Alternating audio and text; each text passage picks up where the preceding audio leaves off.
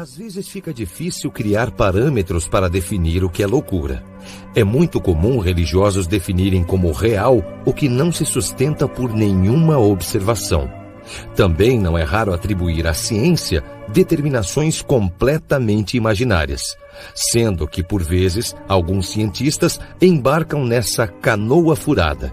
Um exemplo disso é o fato de tentarem explicar um possível cenário em que o Mar Vermelho teria se partido para que Moisés e seu povo o atravessassem. Neste caso, fizeram simulações das mais variadas e chegaram à conclusão que, com um vento de 107 km por hora, o mar poderia ter se partido. Os próprios pesquisadores, que pareciam desocupados, entenderam que o mar poderia se abrir. Mas os hebreus não poderiam fazer a passagem com um vento tão forte. Isto é a pseudociência, agindo em benefício da loucura. Evidentemente que os religiosos aplaudem, pois a ciência demonstrou que é possível, da mesma forma que é possível esvaziar o rio Amazonas através dos ventos.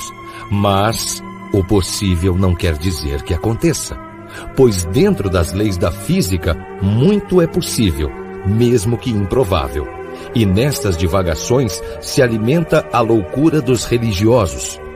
A propósito, só para lembrar, esta pesquisa inútil não demonstra que houve abertura do Mar Vermelho, pois aceitar isto seria uma inversão da metodologia científica que parte da observação para a conclusão e não ao contrário. Dentre as comprovações das sandices bíblicas está a descoberta da cabeça de João Batista. Esta cabeça está na Síria, mais precisamente em Damasco, na mesquita das Omíadas, mas também está em Roma, na igreja de São Silvestro, em Capite. Também está na França, na Catedral de Notre-Dame, de Amiens. Também está na Romênia, no Mosteiro de Prodомos, em Montes Athos. A Alemanha também não fica fora disso, pois tem um exemplar da cabeça no Palácio de Residence.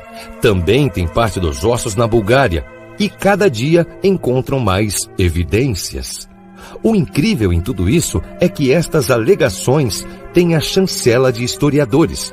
Então fica claro que João Batista um dia vai ter mais cabeças que uma hidra, que tinha 9 cabeças. Até a metade de 2012 eram 6. Agora, nem sei quantas são mais. A Arca de Noé também é anunciada como notícia, pois encontraram vestígios dela.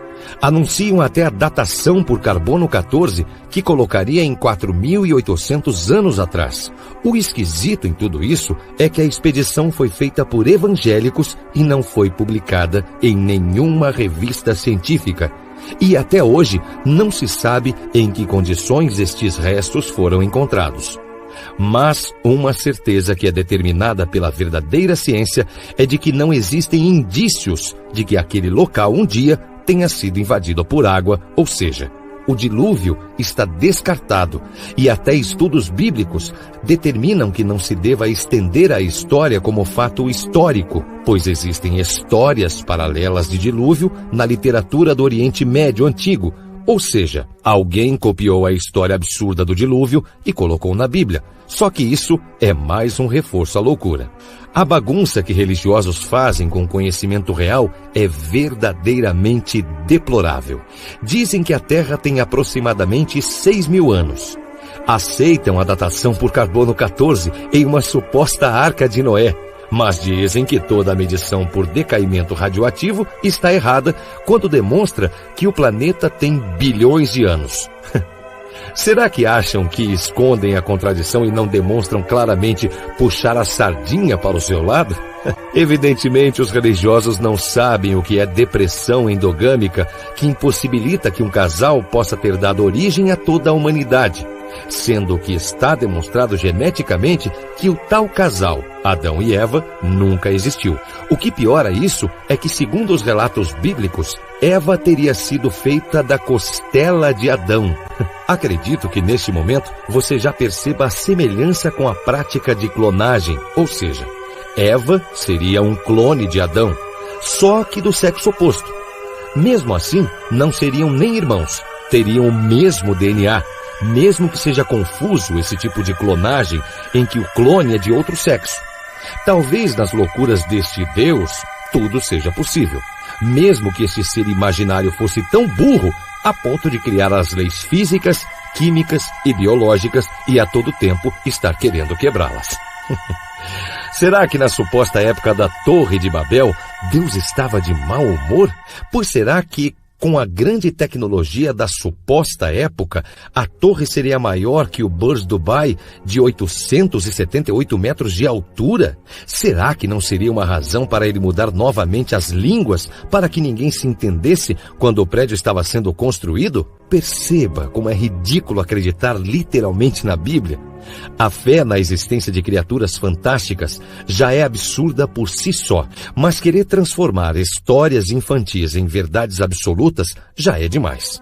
O que me intriga é até que ponto devemos aceitar a atitude em que se tem uma ideia pré-concebida e se tenha o desplante de se tentar a todo custo transformar algo que nunca foi observado na mais pura verdade científica, sendo que para isto seja usados meios que são contraditórios à própria ciência. Dá para se escrever um livro sobre as bobagens e as justificativas bíblicas, mas o fato é que o cérebro tem que dar nó, ou simplesmente ignorar os fatos, para que as alegações de verdades científicas ou de descobertas com base nas ciências sejam aceitas por quem tem o dom do raciocínio. Enquanto isso, tem um monte de ignorantes que só fazem alegações sem provas ou que criam provas sem base para empurrar na cabeça de todo mundo estas verdadeiras criancices como se fossem a mais pura verdade.